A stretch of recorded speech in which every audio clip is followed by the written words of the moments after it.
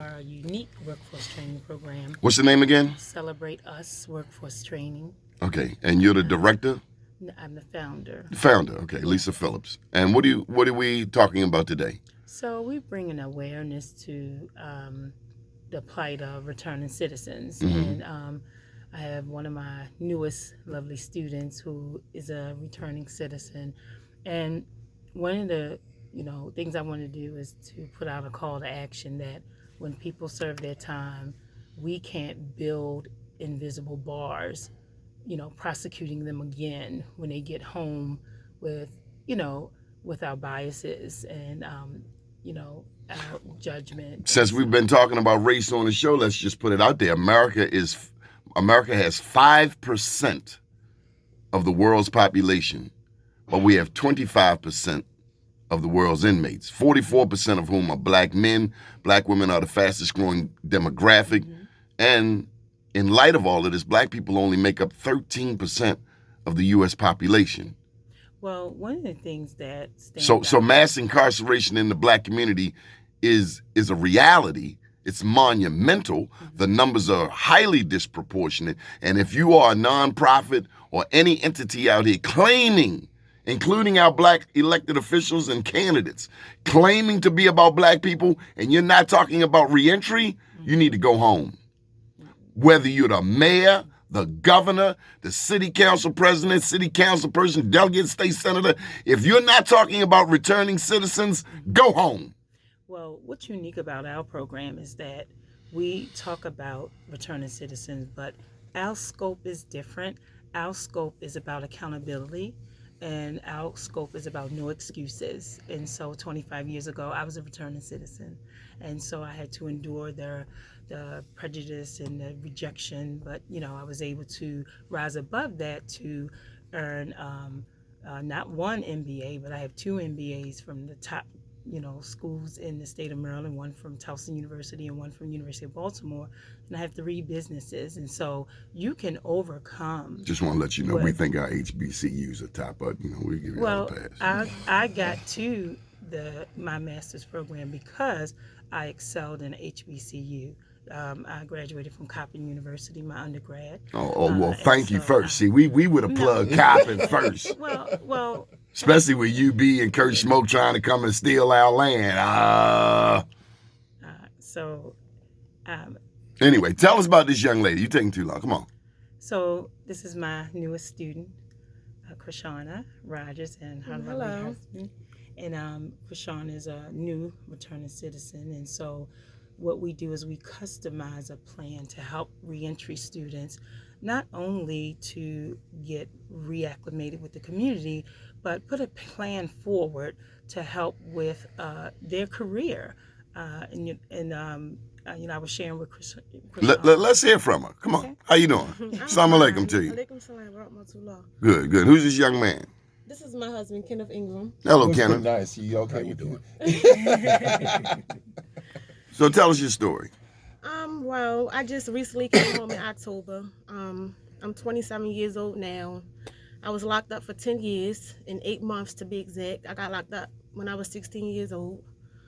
I met Miss Lisa Phillips at Volunteer of America Reentry Program, and it's an awesome program. Like, they really opened us with open arms, and what's crazy is it was nothing but African American people there, black people, and like she was saying, like, it's hard for a person like me who have the background that I have to be able to go out there and get a job and things like that. So it's really an opportunity to be able to not only get a job but have a career.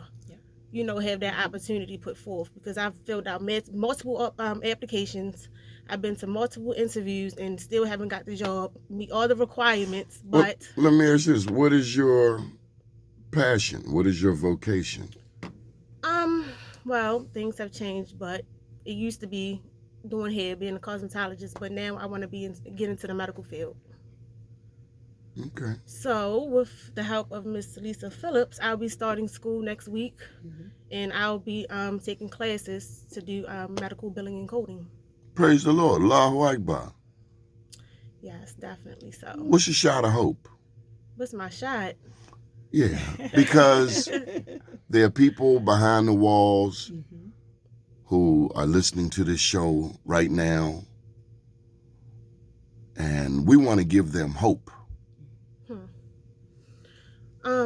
Did you feel at any juncture early on like this day wouldn't be happening? Absolutely, because especially, you know, when you're locked up, you know, you're excited about coming home and things like that. So you have everything lined up, and in your mind, you think it's going to be easy.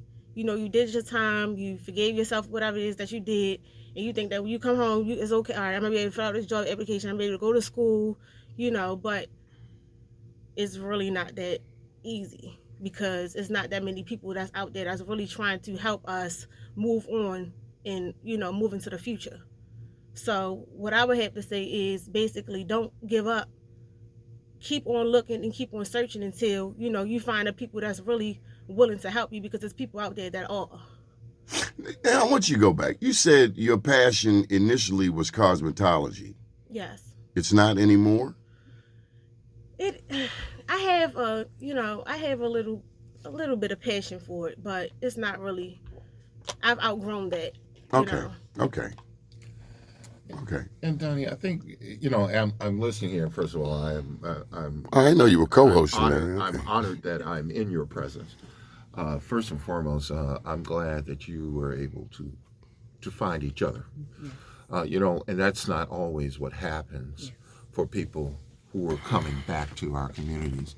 I think the other thing is you aren't the only one. I know of another organization that tries to do the same thing, and I think we need more of those because, when I was a young college student, I did a documentary on recidivism.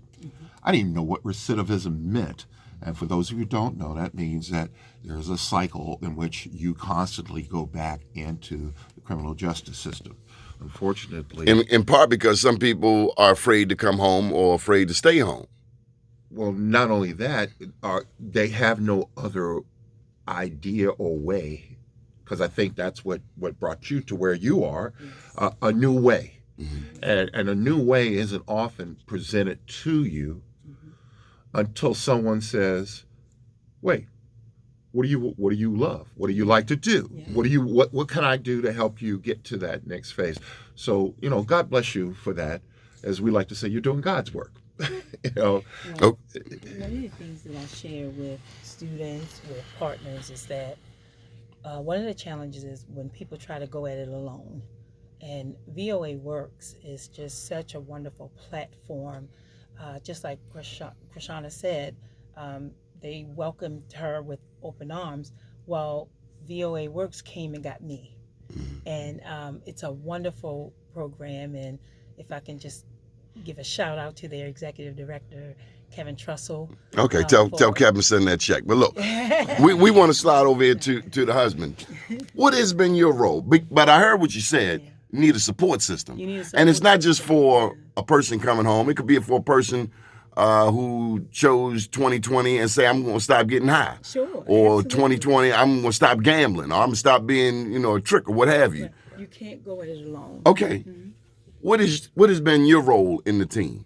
Because I imagine you're an important part of the team. I would like to think so. No, just consistency. Yes. And as you said, a continued beacon of hope. Assisting with whatever is needed, making sure that a future is present, making sure that a person's mind does not remain trapped inside of those walls, that whatever it is in front of us at this point, it eventually will come to an end and life will go on. Let me also... No, y'all hold tight. Hold on. Y'all need y'all on the show. We want to hear from you. What's your shot of hope, Krishana? All right, so before we get there, I want to speak. I just want to rewind back to something that you said. You asked me, why not cosmetology? Because I said that was my passion. So. Because you can get a salon. We have resources. I can, but you made me think about something. So, when I was a child, I always wanted to be inside of the medical field. And, I wanted to work with children and things like that, work inside of a pediatric center and things like that. But when I got locked up, in my mind, my chances to doing that just was eliminated because Do of my you- charges do and you- things like that. Do you still believe that? No, I don't, because if I didn't, I wouldn't be pursuing the medical field right now. Yeah. Because as you were talking, I was thinking everybody could think that. Right. A person that's never been incarcerated. You seen these cats on the corner? Can't spell cat, but slinging all the blues, all of, rock dope, ready rock. I mean, dope, coke, and ready rock. They have they have obstacles too. Right. Or people who come to this country from other countries and don't speak English. There are people that come all the way across the water Well, what is, just to get hold tight. So everybody's got an obstacle. And if we believe God, we know anything is possible. And that God can open doors no man can open. That's true. I agree. If you came out and said you wanted to be a Definitely doctor, agree. there are resources that can help you become a doctor.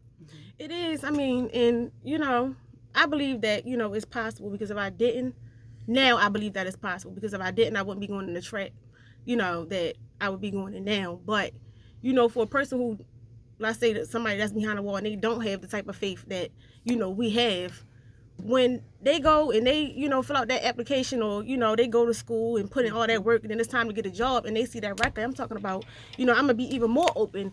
I was charged at 16 years old with second-degree murder. So when they look at their record, it's automatically no matter how many classes I've taken, no matter, if I have the skill set or not, it's always that. They got a vice that president. charge that's hindering. Was it Dick Cheney? What was his title? Was he Vice President. He shot a cat going hunting with a shotgun. He walking around just fine. Everybody make mistakes. But by the grace and mercy of God, that could be any of us. What God has for you is for you, and can nobody stop it. Nobody. Nobody on this earth has a heaven or a hell to put you, me, you, anybody in. None. You can go do what you want to do. And that's what